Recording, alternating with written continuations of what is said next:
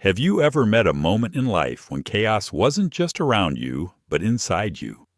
When the people you love most seem unreachable, and every effort to fix things only breaks them further? That was Malcolm Pierce's world, a millionaire father who had fired 9 nannies in a single month. His mansion was spotless, but his home was broken.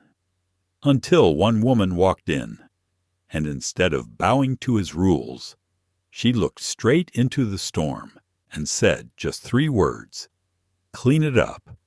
Was she talking about the spilled cereal on the marble floor, or the mess in his heart? What would you do if healing meant facing everything you've tried to bury, your grief, your guilt, your loneliness tonight? You'll witness how one act of courage and compassion turned a house of silence into a place of laughter again. Because sometimes the people we hire to help us are sent to save us. Stay with us, and don't forget to like, share, and subscribe for more stories that touch your heart and remind you what really matters.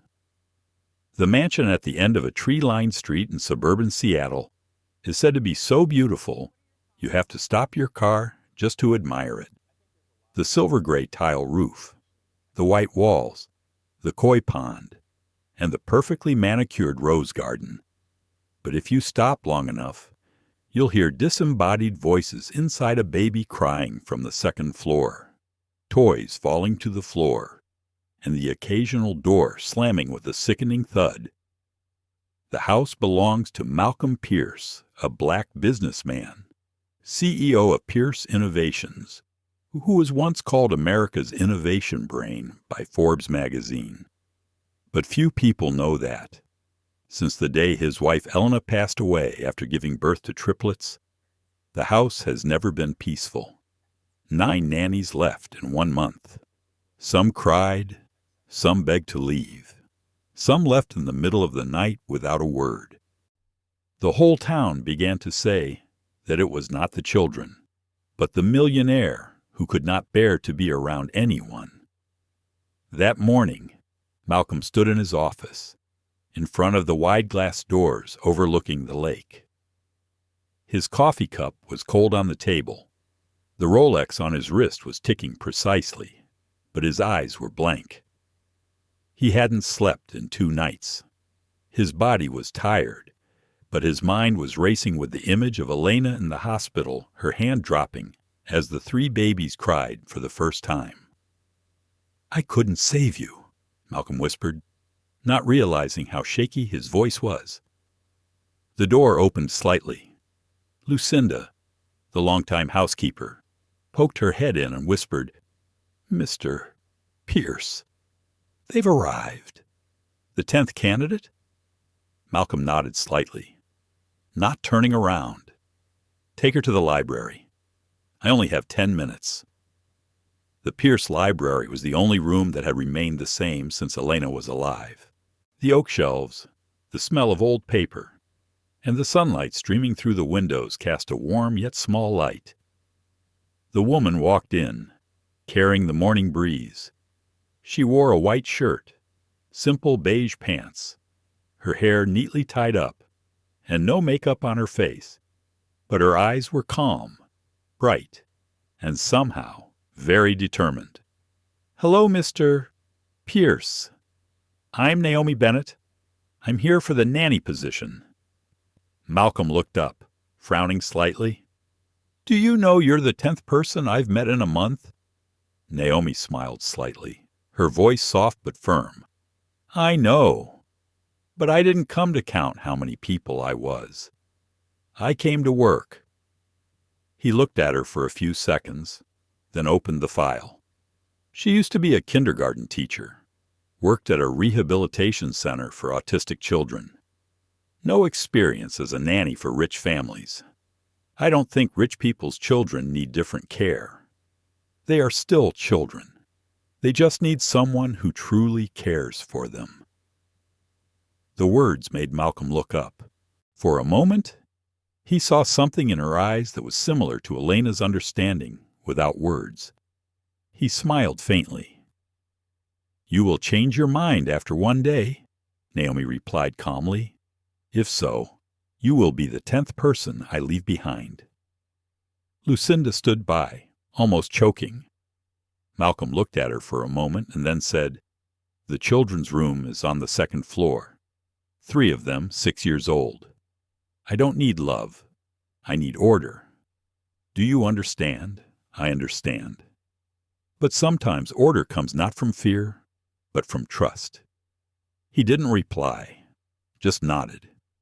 As Naomi left, Lucinda asked softly, "How many days do you think she'll last?" 3. 3 at most. That afternoon, Naomi stood before a pale blue door labeled with 3 children's names, Milo, Eli, and Ava. Inside was a battlefield. Toys were scattered across the floor, milk spilled on the carpet, and in the corner, 3 curly-haired, brown-skinned, wide-eyed children were throwing pillows at each other. "Whoever dares to enter will lose," the older boy, Milo, shouted. Naomi stood still for a few seconds, then gently walked in, not shouting, not angry. She just looked around, then said calmly, "That's great. You've created a room that could scare any adult." The 3 children stopped, looking at her warily. Naomi sat down, level with them. "But if this is your territory, then by law, the one who made this mess has to clean it up." Eli frowned. "You are not my mother." Naomi smiled. "Exactly. I'm not your mother. But I'm the only adult who dares to stay in this room for more than 5 minutes. So, please, clean it up." That resolute statement made all 3 of them look at each other. Then, suddenly, Ava burst out laughing. She said, "Clean it up just like my mother did." The air froze.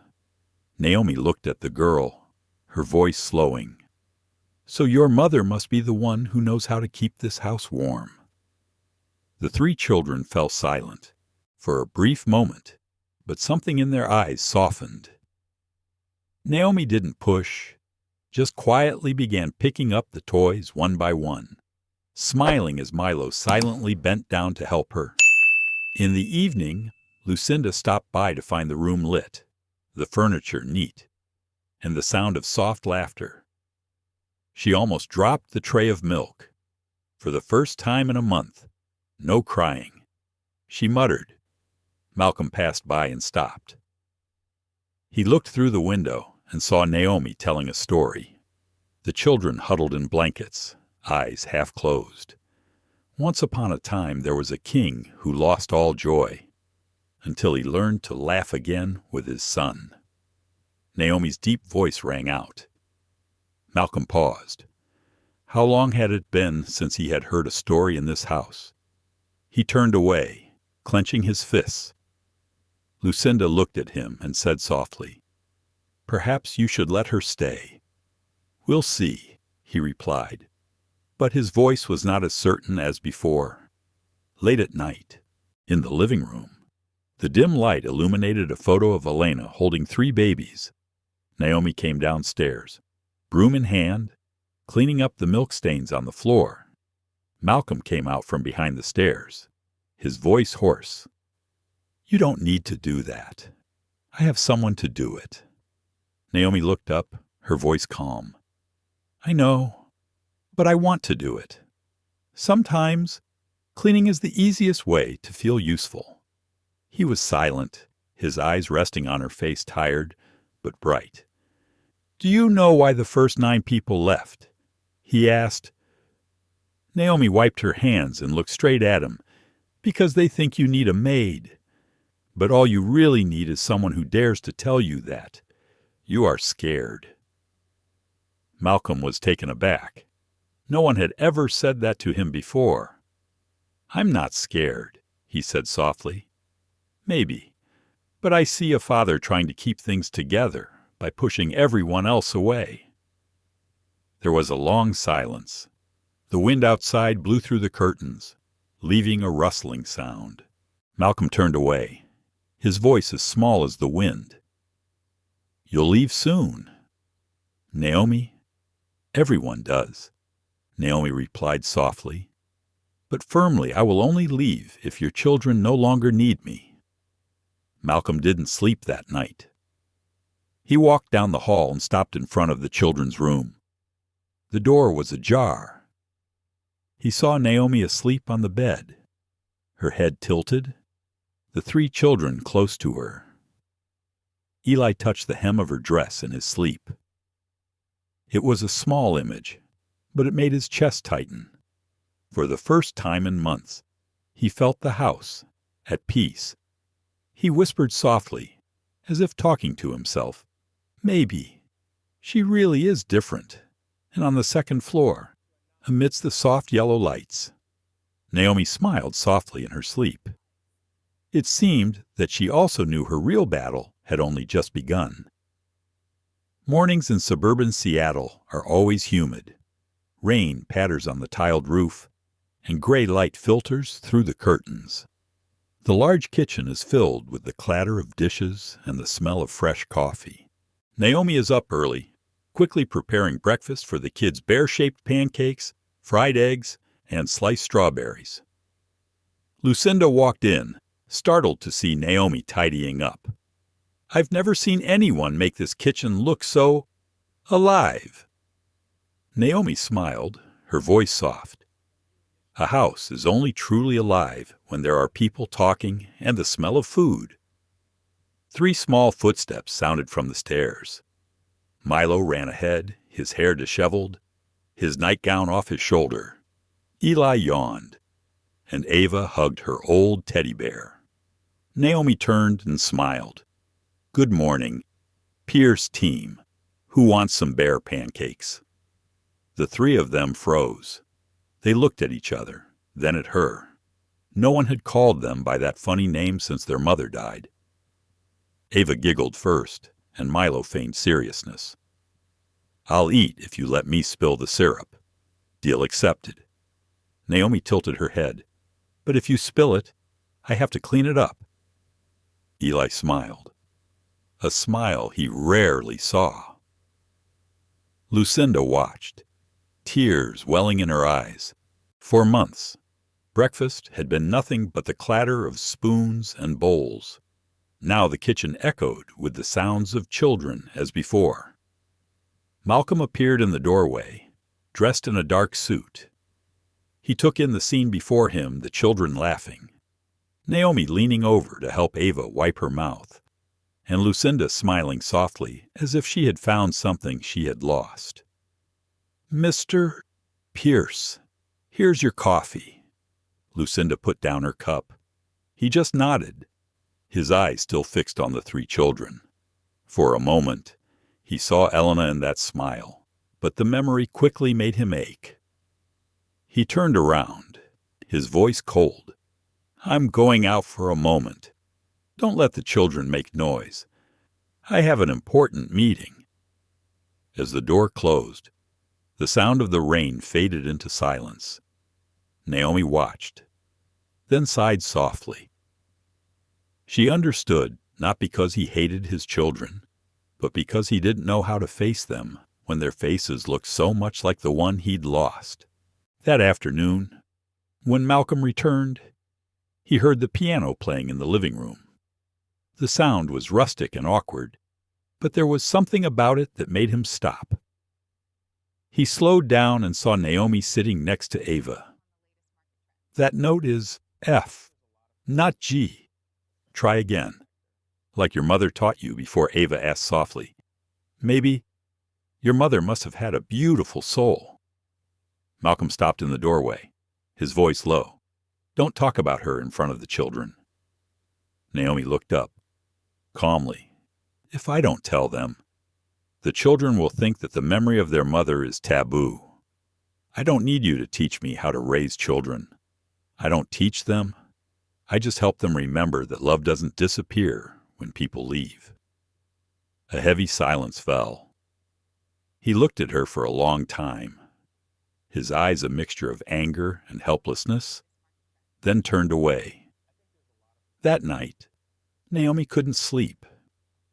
She sat by the window, listening to the rain and thinking about Malcolm's eyes. Behind that cold look, she saw fear. Fear of loving again, fear of losing again, fear of her own pain. She remembered what her mother had said. The hardest people are usually the ones who are broken inside. The next morning she took the children out into the garden. The grass was wet with dew. The roses still had drops of water on them. Naomi handed them 3 pairs of rubber gloves. "What are we doing today?" Eli asked. "Making magic. When you clean the garden, you will find the earth thanking you." The 3 of them looked at each other, laughed, and began weeding and watering the plants. For the first time, the neglected garden had voices and songs. Lucinda looked out from inside the house and was moved to silence. Malcolm walked past and stopped. He started to say something, but then just stood there watching. Naomi's hair blew in the wind. 3 children gathered around her, laughing. The sight made his heart clench. He turned and walked into the office, but he couldn't concentrate. In the afternoon, a thunderstorm came. Thunder roared. Wind blew. Milo was scared and ran to find his father. He was on a call with a big partner, frowning when his son pulled his hand. "Dad is busy. Go to Naomi. But I'm scared of thunder. Milo, don't distract me." His voice was a little harsh. The boy's eyes drooped, tears welling up. Naomi reached him just in time and hugged him. "It's okay. Milo, I'm here." Malcolm watched the scene, anger mixed with regret. He knew he had done the same thing his father had done years ago, pushed his children away when they needed him most. After the meeting, he went to Naomi. "You shouldn't have interfered between me and my son. If it was between you two." "Why was he crying alone?" Naomi asked again, her voice still soft. He was silent. Naomi stepped forward, her voice softening. "I know you're busy, but children don't know how to wait. They just need someone to be there when they're scared." He looked down at his hands and said softly, "I'm not good at expressing myself. I'm just afraid. If I get close, I'll miss her more. And you think avoiding her will make the missing go away. It keeps me alive." "No, you're just surviving." "Oh, Malcolm." Those words were like a stab to the wound he had been hiding. He stepped back, his voice choked. "You don't understand. You didn't lose the person you love." "I lost my whole family in a fire," Naomi said softly. "And that's why I know. Silence is the worst enemy." Malcolm paused. For the first time, he looked at her without wariness. For a moment, 2 people with their own pain stood face to face in the dim yellow light of the hallway. That night, the children dreamed of rain. Naomi sat by the bed, continuing the story from last night. And the king realized sadness does not disappear when he closes his heart. It just waits quietly to be seen. The door opened slightly.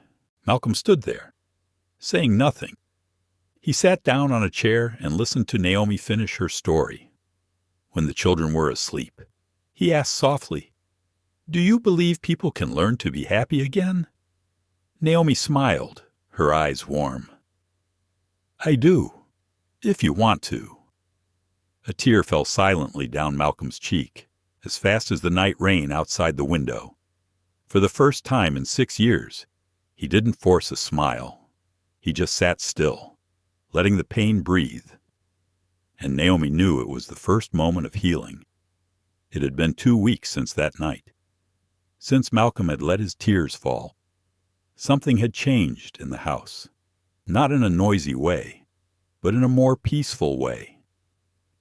He had started coming home earlier, sometimes standing in the living room doorway just to hear the children laughing. Naomi, however, didn't try to make him open up, just stood there quietly, close enough for him to know he wasn't alone. One Tuesday morning, Malcolm woke early. He heard soft laughter from the backyard. Through the glass door, he saw Naomi teaching the children how to make lemonade. Eli squeezed the lemons, Milo stirred them, and Ava arranged the glasses on the table.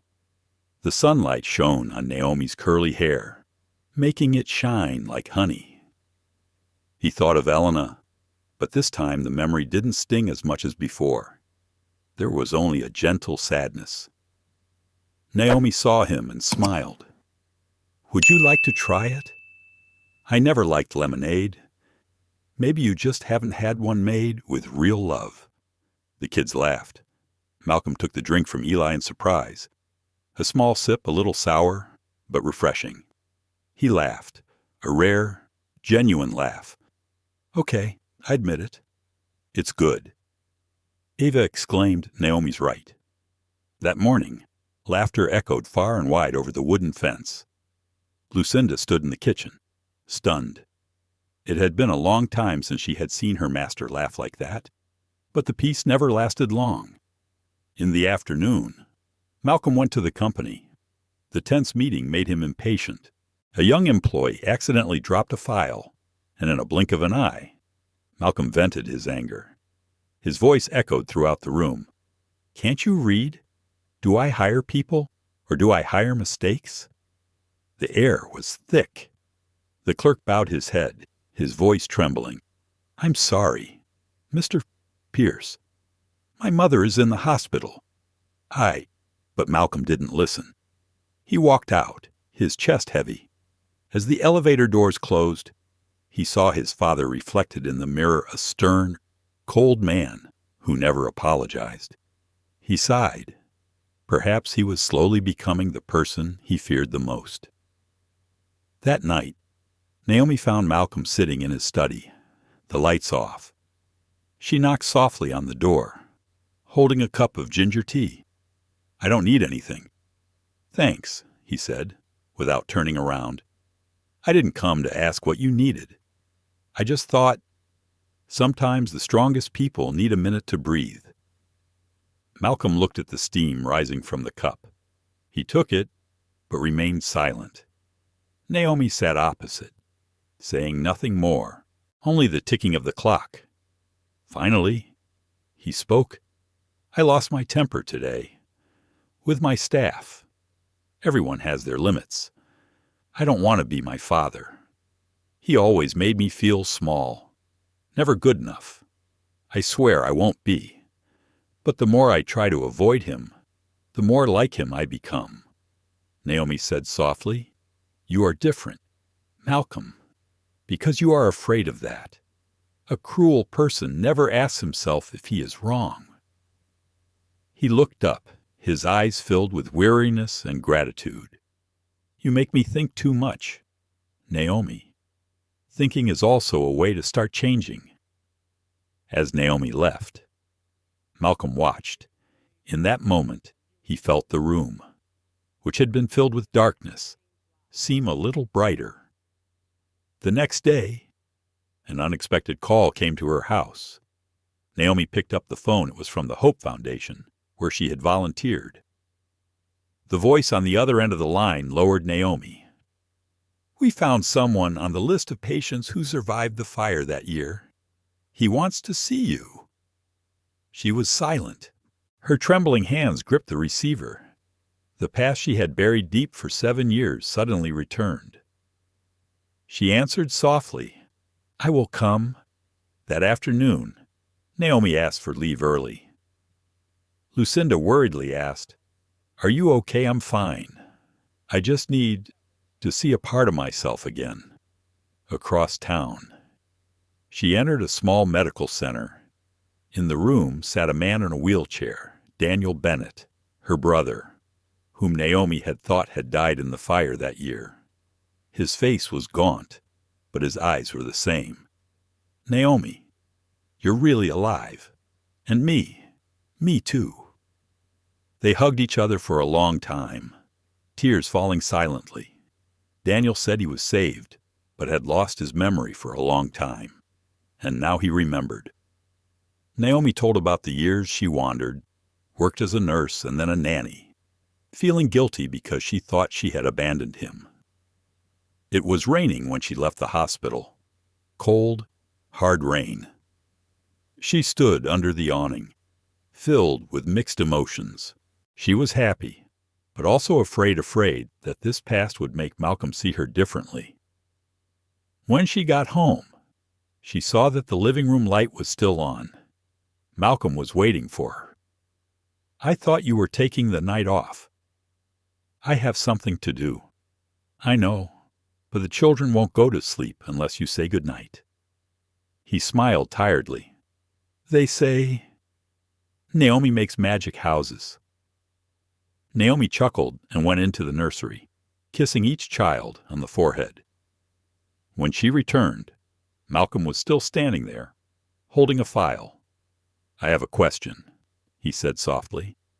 "I looked up your background. There was a gap 5 years without a place of work. No address. Where were you during that time?" Naomi paused. In the yellow light, her face trembled slightly. "You investigated me. I just need to be sure. Too many people come here for the money, not the children." She was silent for a moment, then said softly, "I lost everything. A fire. I survived, but I lost my family. I didn't tell anyone because I didn't want anyone's pity. I don't want anyone's pity. I just want the truth. The truth is, I'm still learning to forgive myself." Malcolm looked at her for a long time. Something in his voice softened. "I shouldn't have pushed you.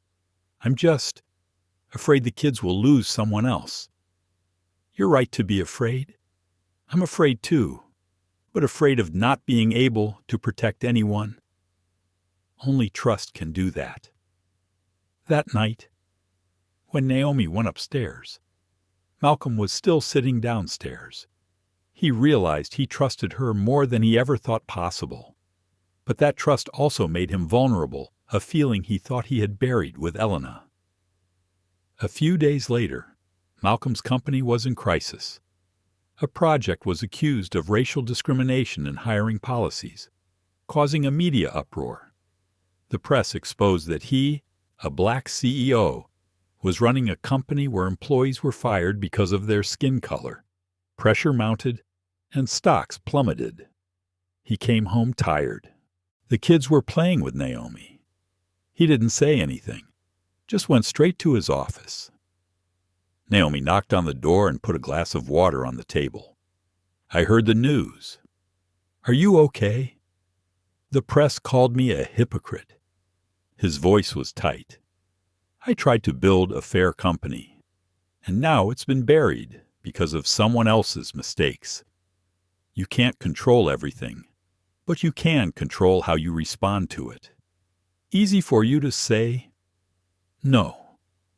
I stood in the ashes of my house and learned to get back up.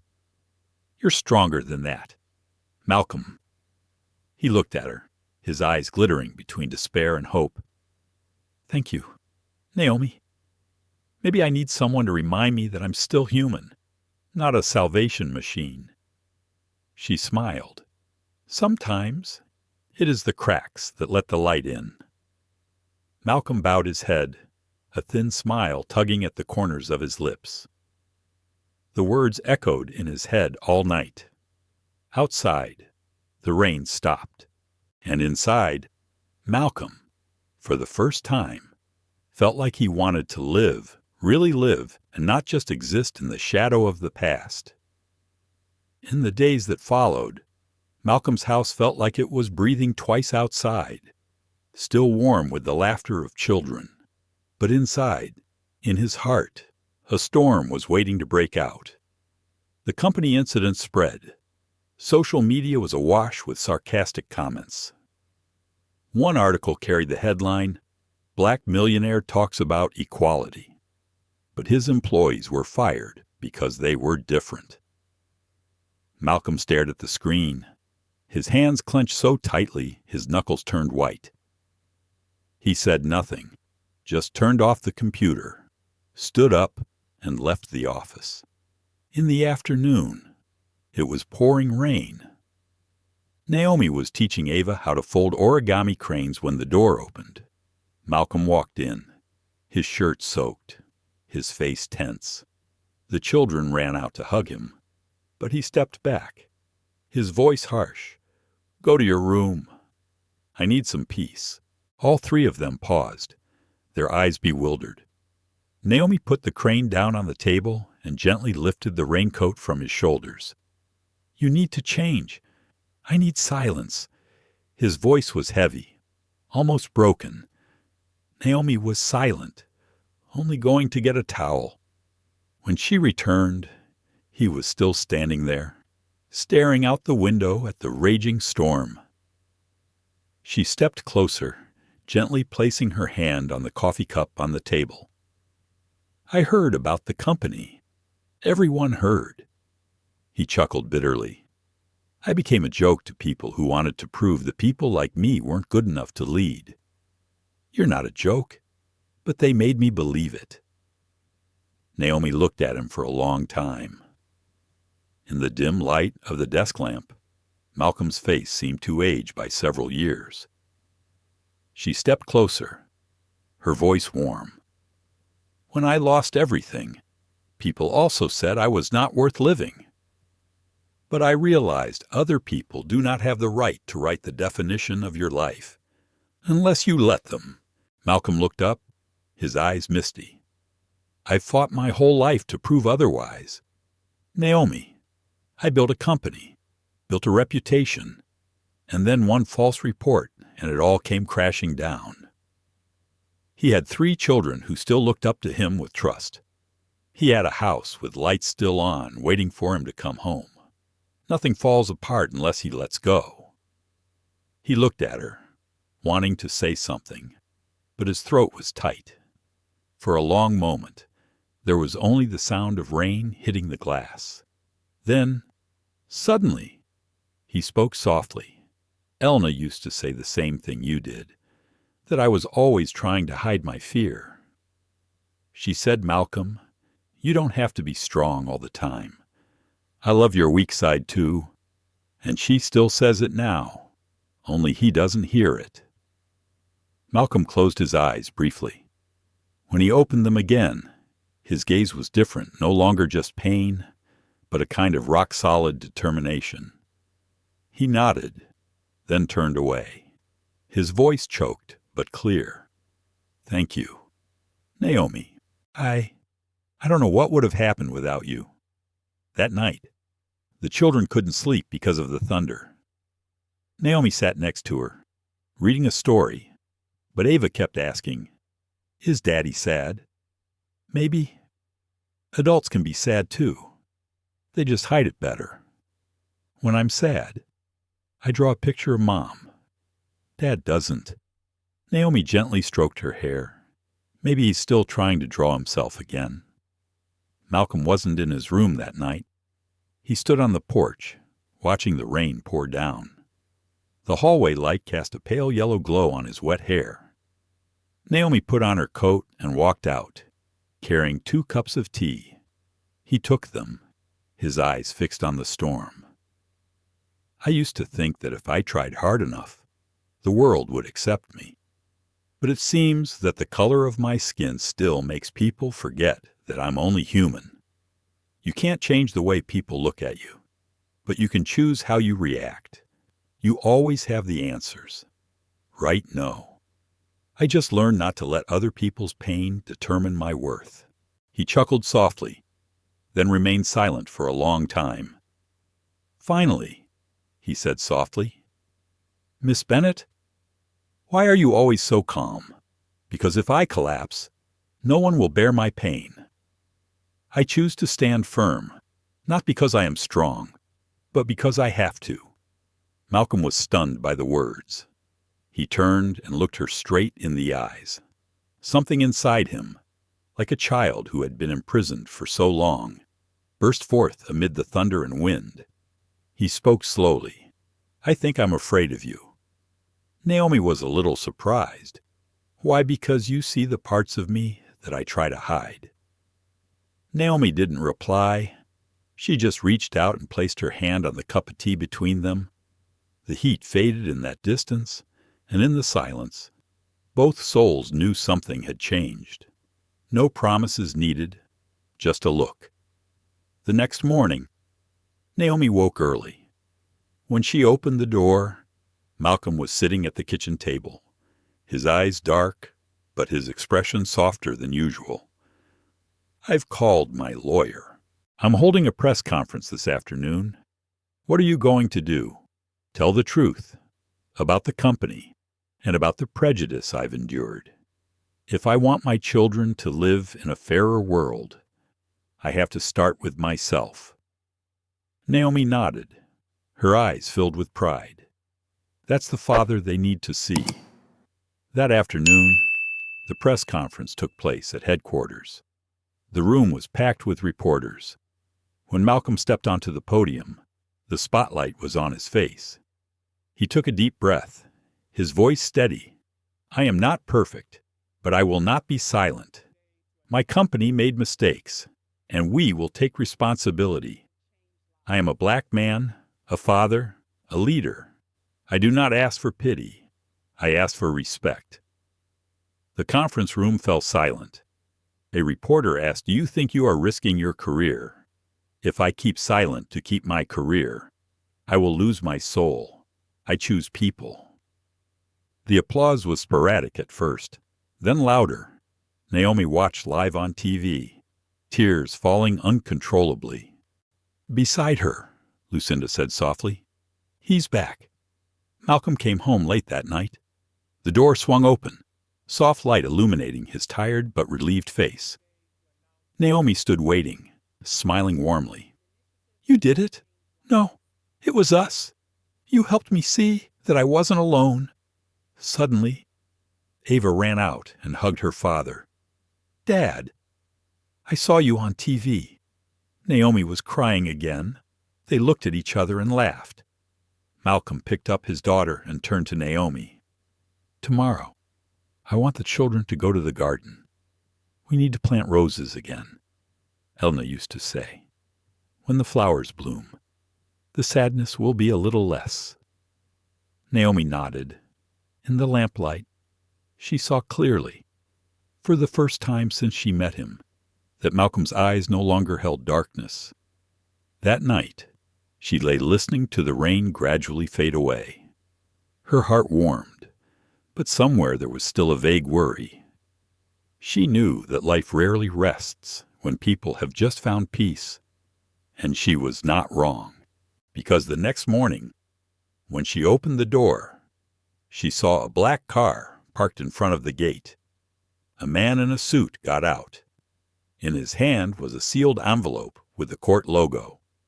Before she could say anything, Malcolm came out, and when he opened the envelope, his expression changed. His eyes looked at her, wavering between doubt and disappointment. In his hand was a piece of paper with the name Naomi Bennett on it, a summons to testify in a lawsuit related to the fire. The air froze. Naomi stood still. The storm outside had just passed, but within them, a new storm was brewing. The rain had stopped, but the sky was still overcast. Naomi stood on the porch, her hands clasping the hem of her sweater as Malcolm walked down the steps, the paper in his hand shaking slightly in the wind. He read the name on the summons again, then looked up at her with an unreadable gaze. In that moment, there was no distance between boss and nanny, just two people, standing on the edge of trust and doubt. "Can you explain this?" Naomi Malcolm's voice was low, tinged with disappointment. Naomi looked straight at him, trying to keep her cool. "I just found out, like you. I did nothing wrong." He fell silent. His eyes fluttered. Then he took a step back. "The fire last year, the house in Brooklyn, it was about you." "Yes, but I didn't start it. I saved my brother from that fire." Lucinda came out of the house, alarmed. "What's the matter? Mr. Malcolm." He held up his hand. "It's okay. Let me talk to her." Naomi clenched her hands. The wind blew a few sheets of paper out of the envelope and scattered them across the steps. She bent to pick them up, but Malcolm spoke, his voice dry. I don't know who to trust anymore. Everyone who comes into my life has a secret. Naomi looked up, her brown eyes glistening with tears. I never wanted to hide it from you. It's just, I was scared, afraid of what afraid, that if you knew my past, you would do what you're doing right now. Look at me like I'm a stranger. Malcolm didn't answer. He walked into the house, leaving Naomi standing alone in the wet courtyard. She bowed her head and quietly returned to her room, listening to the front door close behind her. Pain welled up inside her like an undercurrent, not because she was suspected, but because she knew he had reason to fear another betrayal. The evening meal was suffocatingly silent. Milo pushed the spoon of soup, and Ava looked around. Worried Naomi, "Isn't Daddy eating with us? Daddy's busy, honey." "Eat. Then I'll read a story." Lucinda glanced at Naomi and sighed softly. When the children went upstairs, she walked closer and put her hand on her shoulder. "I know you're not a bad person, but the boss, he's afraid of loving again, afraid of trusting again." Naomi smiled faintly. "I don't blame him. I'm just afraid that this time he won't have the patience to hear the truth." Later that night, Naomi sat in her room and opened the summons.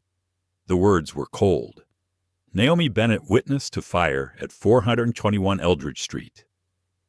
Her heart sank. She remembered that night clearly, the black smoke, the screaming, Daniel's hand pulling her away from the collapsing house. But she also remembered a strange man in a suit, leaving the scene before the police arrived. It was Malcolm's father, Harold Pierce, an investor in the building that burned down. She had seen him. She had never dared to say it. Malcolm arrived at work early the next morning. He had barely slept. His mind was filled with images. Naomi's smile, the flames in the old photograph, and unanswered questions. In the conference room, his personal lawyer, Mr. Raymond, entered, handing him another file. "I did some preliminary research. Mr. Pierce, last year's fire was actually related to a charity your father founded. Some of the documents were altered afterward, and the last signatory was Naomi Bennett." Malcolm was stunned. "Impossible. The document has her signature. Please look at it." He opened it. Sure enough, at the bottom of the page were the words Naomi Bennett. A cold disappointment spread through him. He felt as if someone had ripped out the softest part of him. That afternoon, Naomi went to see her lawyer to clarify the summons. When she walked out of the court, reporters surrounded her, flashbulbs flashing. "Miss Bennett, did you have anything to do with the fire that killed 2 people? Did you know that Mr. Malcolm Pierce is under investigation for the same fund?" She just bowed her head and walked quickly. A hand pulled her back. "Lucinda," she gasped, thrusting an envelope into Naomi's hand. "You need to see this. Mr. Harold Pierce sent it to the boss, but he hasn't read it yet. I thought you should know." Naomi opened it. Inside was an old, handwritten letter. "Malcolm, if you're reading this, I want you to understand that everyone has secrets, even me. The investment in Brooklyn was a mistake. I let others take advantage of me. And that girl, Naomi Bennett, was the one who saved the child's life in the house I once owned. Don't blame her. She did what I should have done, saved people instead of keeping money." Naomi was silent. Her tears fell on the crooked letters. She clutched the letter tightly, then turned and drove home. When she entered, Malcolm was standing in his office, his hands on the desk, his face cold. "You went to the press. His voice was hoarse. They surrounded me. I didn't say a word. I just came to the court to make things clear. And this. She put the letter down on the desk. It's from your father. Malcolm looked at the paper, reading each word slowly. When he reached the line, "Save the child," his eyes flickered. He looked at Naomi, his voice soft. You saved someone in that fire.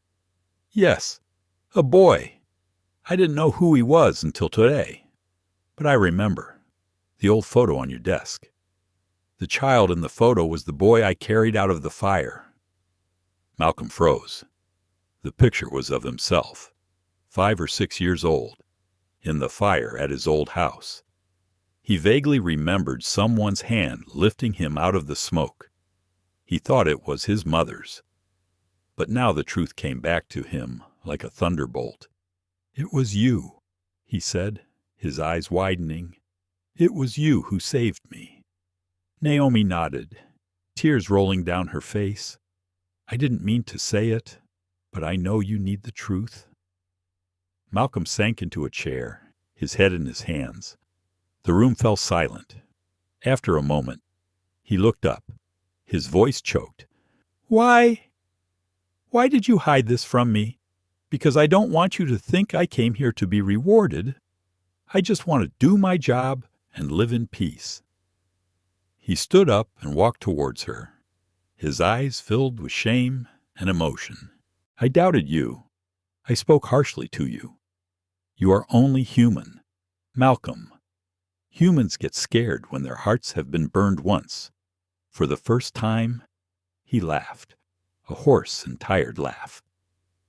He raised his hand and gently touched her shoulder. I owe you my life and the trust I lost. Naomi shook her head. You don't owe me anything. We just met by chance, just when we both needed to be saved again. Outside, dusk was falling over the garden. The children ran out, carrying newly bloomed roses. Ava called out, Naomi, Daddy. They're blooming. Malcolm looked out, the orange light reflecting in his eyes.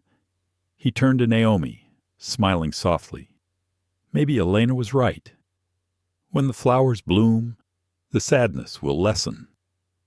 Naomi smiled, her heart as light as the wind. But deep down, she knew the story was not over. The door to the past was ajar, and the light, while bringing peace, could also reveal more things no one was ready to face.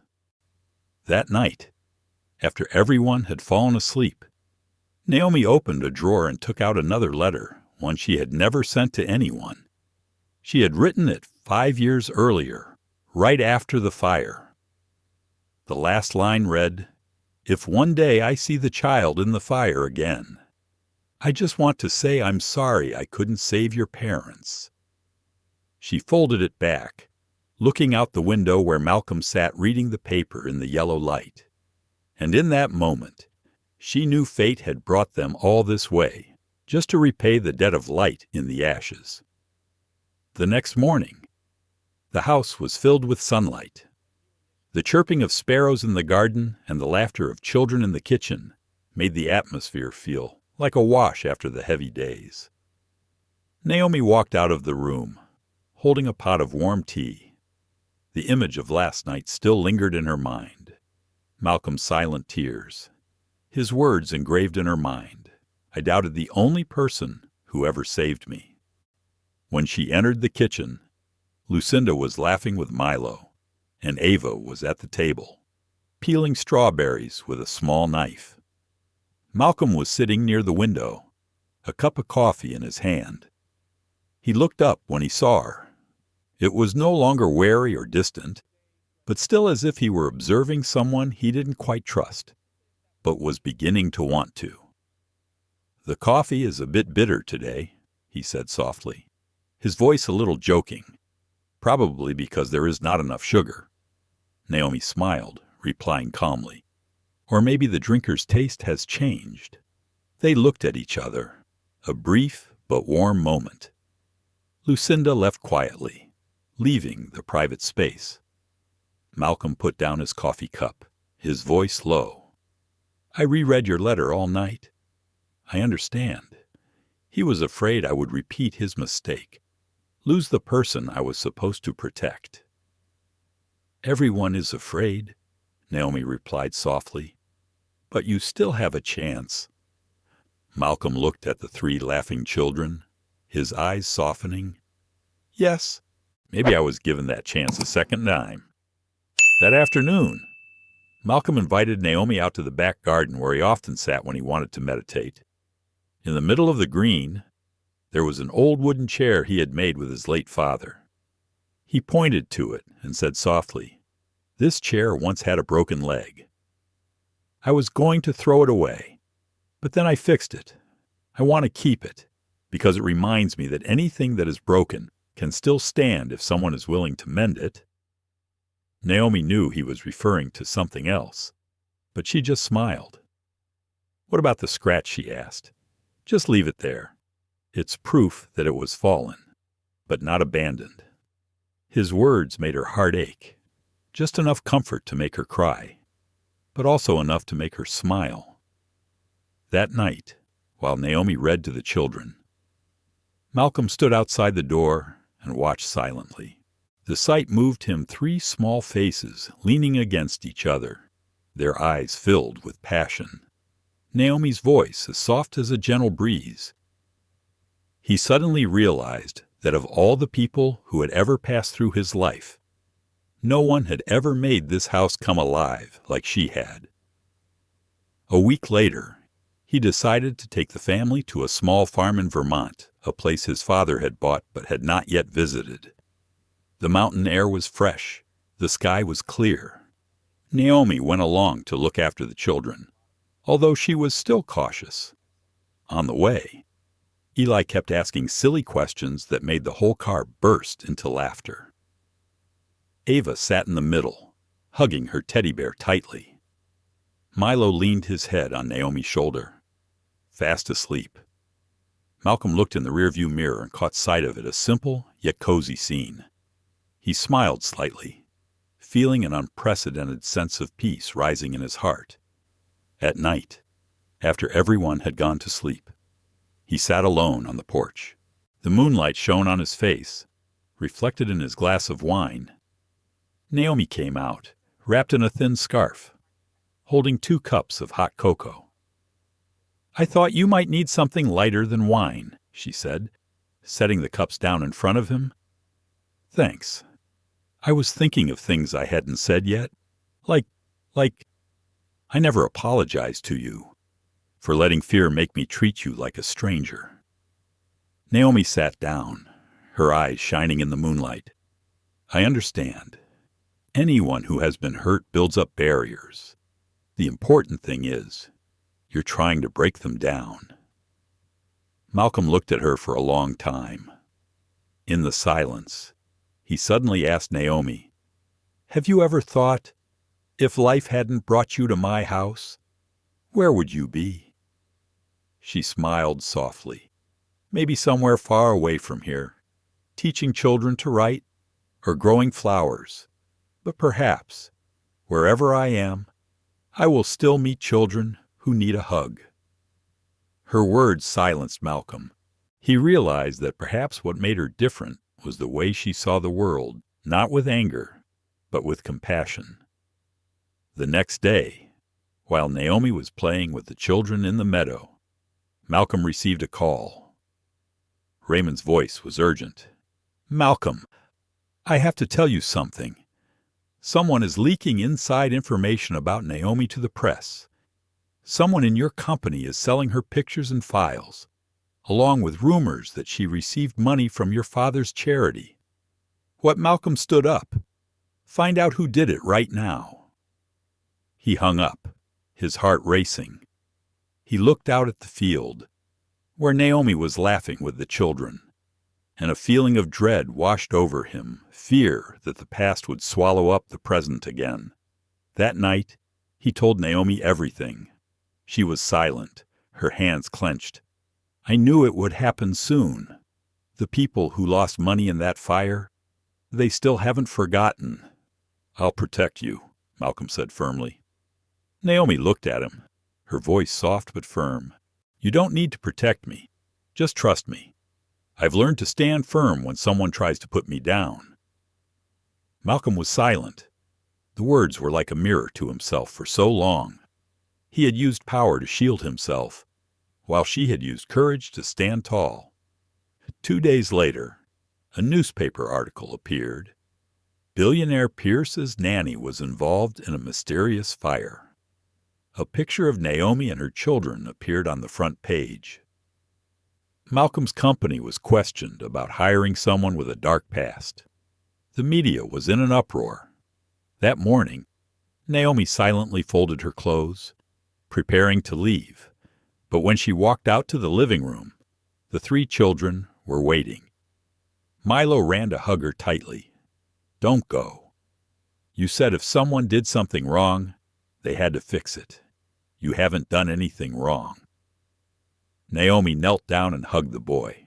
Her voice was choked, but sometimes adults have to leave so that others can be at peace. Ava shook her head, tears falling. I don't want to be at peace without you. Malcolm walked down the stairs, his eyes determined. She's not going anywhere. I let the silence control me once.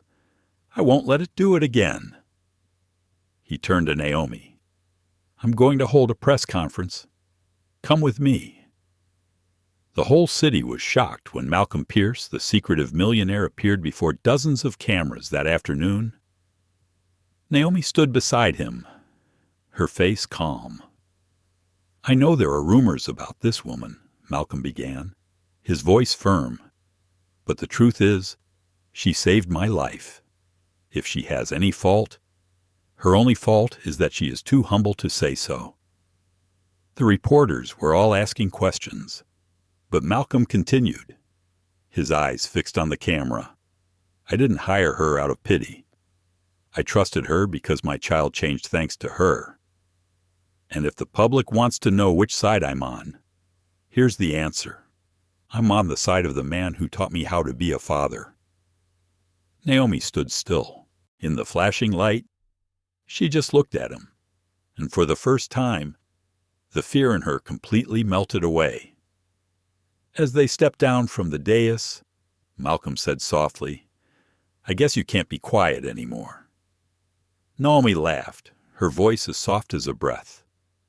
Maybe, but I never wanted to be quiet if it meant living in hiding.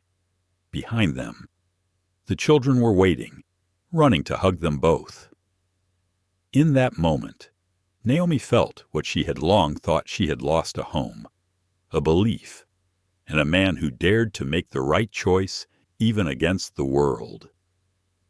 In the days after the press conference, Malcolm's house was not as quiet as before. Press vans were parked outside the gate, cameras pointed at every corner of the garden. But inside, the atmosphere was strangely calm. The children were still laughing, still chasing each other on the lawn.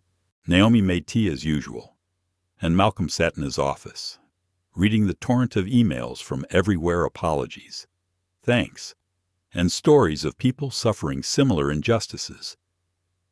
He looked up and slowly said to Lucinda, You know, I used to think that justice only came from the court, from the law. But perhaps it starts with a small action, daring to tell the truth. Lucinda smiled gently. And you said it. Now people believe it, because they see you are not just a billionaire, but a father protecting his family. Malcolm nodded, his gaze falling to the window. Outside, Naomi was teaching the children to plant another sunflower patch. Oh, the golden sunlight fell on her hair, creating a natural halo, making it hard for him to look away. She didn't know that it was that image the woman bent over with the children, her hands covered in dirt, but her eyes glowing with life that made him feel at peace for the first time. That afternoon, when Naomi entered the living room, Malcolm had prepared 2 cups of tea. He invited her to sit down, his voice soft but serious. Naomi, I've been thinking a lot. I want to set up a new foundation for people who are discriminated against and deprived of opportunities because of social prejudice. I want you to be the program director." She looked at him in surprise. "Me? But I don't have a degree, nor am I an expert. You have something that money can't buy: understanding. You know what it feels like to be judged, to be wronged, and still stand firm. I need that." Naomi was silent. For a moment, it felt as if life had closed one old, fiery door and opened a new one, brighter, with laughter and with hope. "I'll think about it," she said softly. "But if I agree, I have one condition." "What is it?" "You have to be there, not as a CEO, but as a father, a man who listens." Malcolm smiled, a rare smile. "I think I'm learning that from you. But life never allows happiness to last too long." 2 days later, Raymond called urgently. "Malcolm, I just received news the plaintiffs of the fire withdrew the lawsuit, but they asked to meet Naomi alone. They said they had new information to reveal." "What?" Malcolm stood up. "I'll go with you." "No, they only agreed to meet her alone." Malcolm was silent for a moment. His eyes flashed with undisguised worry. He looked at Naomi, his voice low but firm. "If anything unusual happens, you must call me immediately." The meeting took place in a small suburban cafe.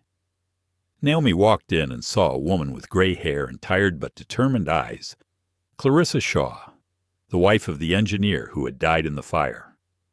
She looked at Naomi, her eyes filled with conflict. "Are you Naomi Bennett?" "Yes, ma'am. I was there, but I didn't start the fire." "I know." Clarissa interrupted. "I saw the security camera footage the police missed. The arsonist wasn't you." Naomi was stunned. "Who misses?" Clarissa placed a small USB drive on the table, her voice trembling. "An employee of Malcolm's father's company, Mr. Harold paid to cover up, but not to escape punishment, but to protect another witness herself." Naomi clenched her fists, her heart pounding. "Protecting me."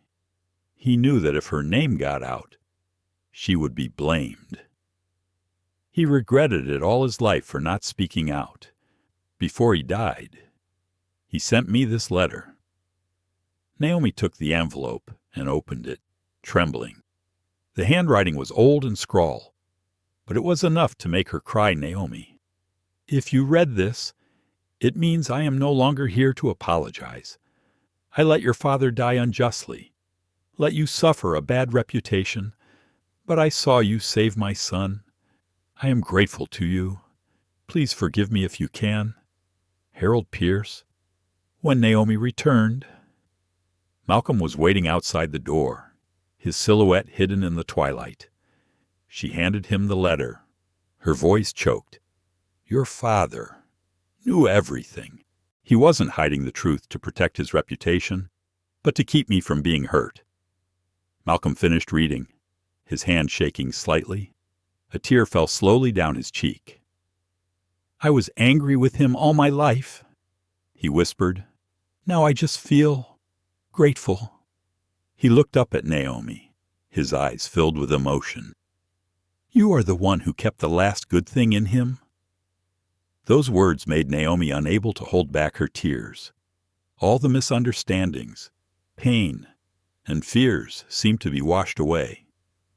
She stepped forward and said softly, "None of us can change the past, but we can choose how to tell it." That evening, Malcolm threw a small garden party, nothing fancy, just the kids, Lucinda, and Naomi. He stood up, raised his glass, and said, "Today, I want to thank someone who taught me something no university could ever teach me: trust," Milo exclaimed. "Is that Naomi?" The group laughed. Naomi blushed. Malcolm nodded slightly. "Yes, it is her. And you too. Because you remind me that heroes are not made by not falling, but by getting up every time they fall. Ava giggled. It sounds like a fairy tale, Dad Malcolm replied, his eyes sparkling. Maybe because, in fact, the most magical things start like fairy tales, except they happen in real life. That night, after everyone had gone to sleep, Naomi went out into the garden. The moonlight shone on the newly blooming sunflowers. She heard footsteps behind her. Malcolm approached, handing her a small envelope. You haven't responded to my offer to be the director of the foundation. You still want me to take over, now more than ever. I want us to build something together, not just a foundation, but a place where hope begins. Naomi opened the envelope. Inside was a card engraved with the words, "The Clarissa Fund for Second Chances." She looked up, tears welling in her eyes. Second chances. A second chance. I think we all deserve one. She nodded slightly, smiling. A thin streak of light lit up the night sky, like a distant blessing, and in that moment, they both knew the storm had truly passed. The first morning after the Clarissa Fund was announced, Malcolm's villa was ablaze with early morning sunshine. The sunflower beds in the garden were in full bloom, swaying gently in the wind as if greeting the dawn. Naomi woke up early, made coffee, then stopped by the window, watching the 3 children running around in the yard with Lucinda. The clear laughter mixed with the sound of the wind, making her heart calm like a calm lake after many stormy days. Malcolm walked into the kitchen, his shirt unbuttoned, his phone in his hand. He looked different, lighter, his eyes clearer, his smile less defensive. There's a live TV interview about the fund today, he said as he sat down at the table. They want you to join me. Naomi was a little startled. Me, I have no experience in interviews. You don't need experience.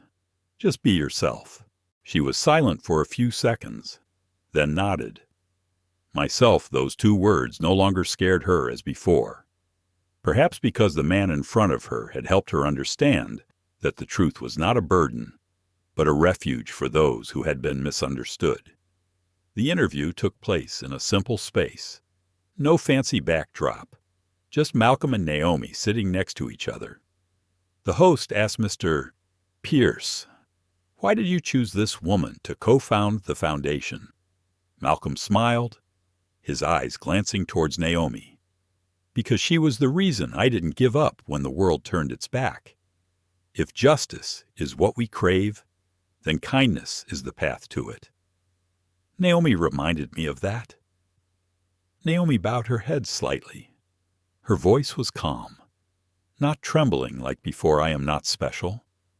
I am just someone who knows that silence sometimes kills the truth faster than fire. And if my story makes someone believe that they deserve a second chance, that is enough." The studio was silent for a few seconds. Then applause broke out. Tears glistened in the audience's eyes. When the recording ended, the host walked over to shake her hand and whispered, "Your story will give courage to many people on the way back." Malcolm turned to look at Naomi. "You just said something that even I have never dared to admit. What that sometimes justice begins with forgiveness." She didn't reply, just looked out the window, where the trees were flying by. There was a strange feeling in her heart, both peaceful and hesitant, as if happiness was drawing near, but she was afraid that if she held on too tightly, it would disappear. That evening, the house was filled with laughter. Lucinda prepared a sumptuous dinner. The children competed to tell stories about school. Eli showed off his drawing and got praise from the teacher. Milo said he stood up for a bullied friend. And Ava simply said, "Today I planted another flower for Mom." Malcolm put his hand on his daughter's shoulder, his voice warm. "Your mother would be proud of you." Naomi stood in the corner of the kitchen, watching the scene unfold. Every detail, the clang of spoons, the reflection of candlelight on glass, the laughter of 3 children was etched into her mind like a perfect picture of the home she thought she would never have again. After dinner, when the children were asleep, Malcolm invited Naomi out onto the porch. The moon was high, casting a silvery light over the flower garden. He sat on the steps, his hands clasped together, his voice soft but clear. "Naomi, do you know what I fear most? Is losing what you just found." He nodded. "I've lived my whole life in fear of not being good enough, fear of not being respected, fear of people seeing only the color of my skin and not the person. Then you came along, and I was afraid of losing you." Naomi froze. She looked at him, saw the sincerity in his eyes. Part of her wanted to step back, but the other part wanted to step forward. "Don't say that," she said softly. "I'm here for your children. No, Naomi, you're here because you make this place your home." She bowed her head, not knowing what to say. The night wind gently stirred the leaves. Malcolm stood up and walked closer, stopping far enough away from her that her heart started to beat faster. "I don't know what the future holds, but if I can, I want to go with you, not because I need you with the children, but because I need you with me." Naomi looked at him for a long time. Her mind flashed back to the past, the fire, the screams, the thick smoke, and Malcolm's hand that night, pulling her from the rubble. This time, she was the one to pull him from the ashes of the past. Maybe it was fate. "I can't promise not to disappoint you," she said softly, "but I promise not to run away when you need me most." He smiled, a smile as light as the wind. "That's enough." The two stood in silence for a long time, with only the moonlight and the faint scent of roses in the air. In the distance, the sound of waves from the lake echoed, mingling with the steady breathing of the night. The next day, the Clarissa Fund received more than $1 million in donations in 24 hours. The news spread across social media. People told their stories, sending letters of thanks for feeling seen and believed. Some parents brought their children to Naomi, asking her to help them understand them better. She smiled and listened patiently to each person. Each story was a piece of a larger picture of healing. Late one afternoon, Malcolm returned from his first business trip since the foundation launched. He walked into the house to find Naomi reading to the children in the living room. The 3 of them sat around her, their eyes sparkling. He paused in the doorway, filled with an indescribable feeling, a mixture of gratitude and wonder, and as if he were seeing his future written in this woman's hand. After the children went to sleep, he walked closer to her. "I used to think I had lost all faith in love. But today, when I saw you and the children, I realized there are things that you don't need to look for, because they come to you when you are ready to open your heart." Naomi looked up, her eyes shining like lake water reflecting the light. She said nothing, just smiled a smile he knew he would remember forever. Time passed. The following spring, the Clarissa Fund sponsored more than 300 disadvantaged students. On the day the first center opened, Naomi stood on stage with Malcolm and 3 children. The March wind caressed their faces. The children held hands, ran around the fountain, and laughed. Malcolm took the microphone, his voice steady and deep. "Last year, I thought I was losing everything. But it was from that place of destruction that I found the most precious thing, faith in humanity. Not everyone has a second chance, but everyone can give that chance to others." The applause was thunderous. Naomi turned to look at him, her heart filled with an indescribable emotion. When their eyes met, they both knew without words they had found their light, not in perfection, but in truth, where two broken souls chose to stand together, not because they needed each other, but because they wanted to move forward. That evening, after everyone had left, Malcolm and Naomi returned to the lake house. The spring breeze blew gently. The scent of flowers spread. He said softly, "Do you remember the first day you came? I told you you were only temporary." Naomi laughed. "I remember. And I also remember saying, if you want me to stay, learn to clear your heart of fear. Have I done it? Maybe. But there is still one thing you haven't done." "What?" "Teach me to believe in love again." Malcolm was silent for a moment, then walked over and gently took her hand. "No need to teach me, Naomi, because I think you're starting to believe it." The moonlight shone down, reflecting the image of two people standing together, one who had lost faith and one who had been forgotten. Amidst the sunflower field filled with light, they smiled. Finally, the storm had truly passed. Life has a way of reminding us that wealth, power, and status mean very little when the soul is tired and the home is silent. Through Malcolm and Naomi's story, we see that healing does not come from control, but from connection. A child's laughter, a shared meal, or a simple act of forgiveness can mend what money never could.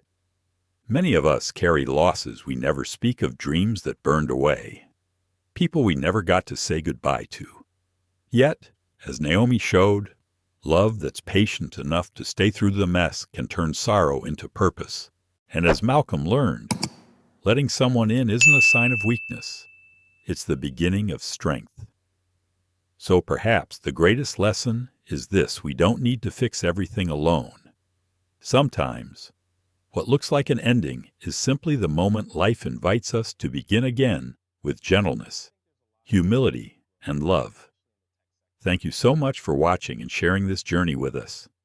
Your time and your heart mean the world. If this story touched you, please like, share, and subscribe to our channel, so together we can keep telling stories that heal, inspire, and remind us that kindness still changes lives.